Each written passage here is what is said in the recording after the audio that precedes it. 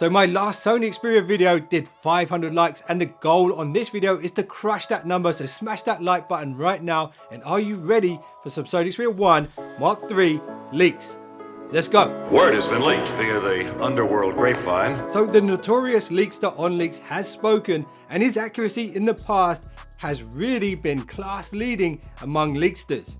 So this is it. This is the Sony Xperia 1 Mark III.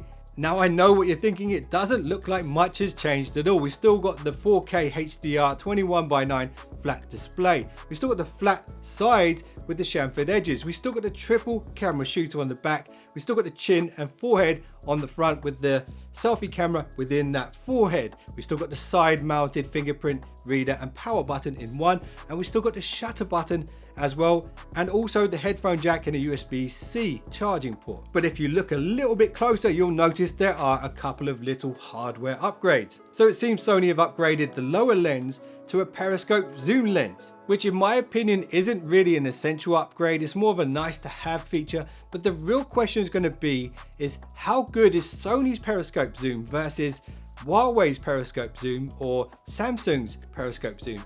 And I've fully tested these out by zooming at the moon in a bunch of videos that a lot of people seem to enjoy, so I'll link that at the end of this one.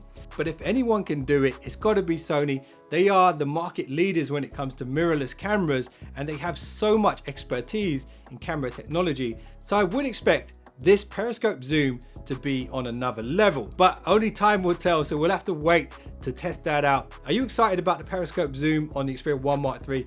Let me know in the comments below. So on the previous Sony Xperia 1 Mark II, all three of the sensors were 12 megapixel, and having all three sensors the same size means that when shooting with Cinema Pro, the videos match nicely in terms of colors and quality and can be stitched together pretty seamlessly. So here's another question for you guys. When it comes to that new periscope zoom lens, do you think Sony are going to stick to the same megapixel size on all three shooters, or do you think we're going to have different sizes this time?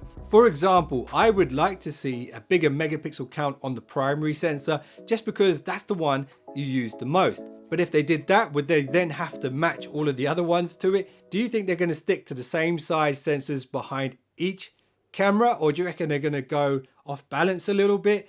What do you think would be the best approach, and what do you think we're actually going to see on the Sony Xperia 1 Mark III?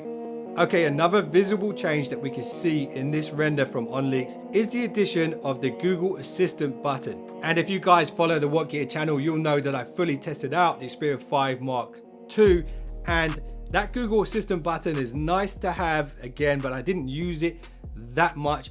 I tell you what would make it way more usable, and this is something I brought up in one of my older videos, is if the button was slightly over here, and as the shutter button is over here, that would make for perfect gaming controls for mobile games. So two triggers on the top corners of the phone.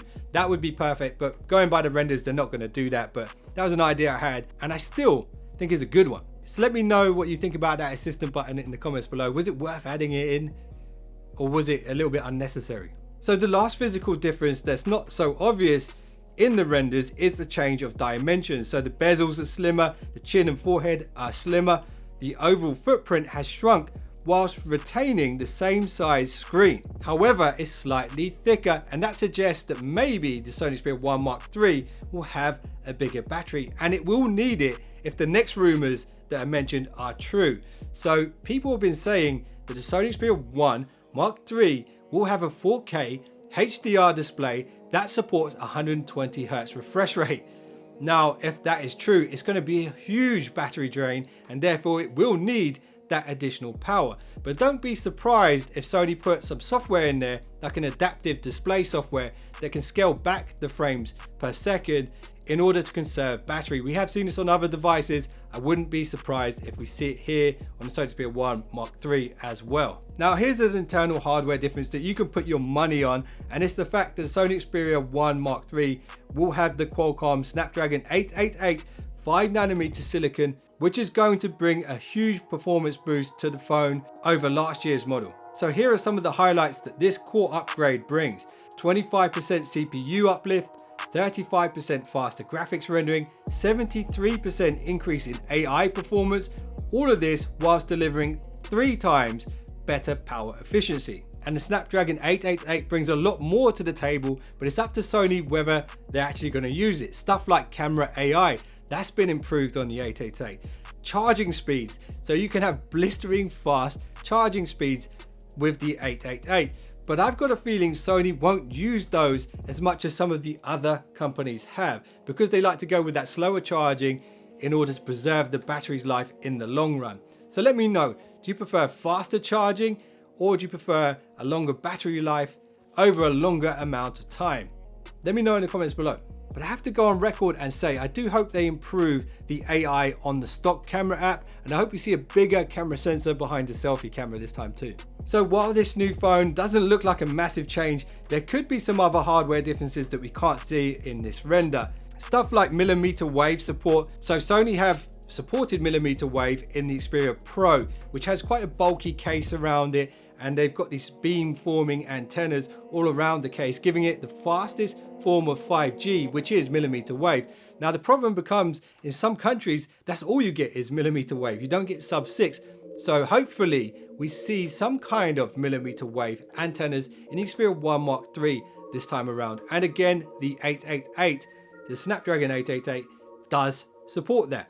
So fingers crossed we see that this time. If you want to get involved in the conversation and predict the future like I'm trying to do in this video, then let me know what your predictions are. It'd be interesting to see if they come true when they actually announce the device in the near future. Let me know, and if you enjoyed this video, I'd appreciate a thumbs up, and if you just subscribed, you're now one of the finest subscribers known to man. I'll see you guys in the next one. Don't be late. The rest is quite simple, really. Word has been leaked via the underworld grapevine.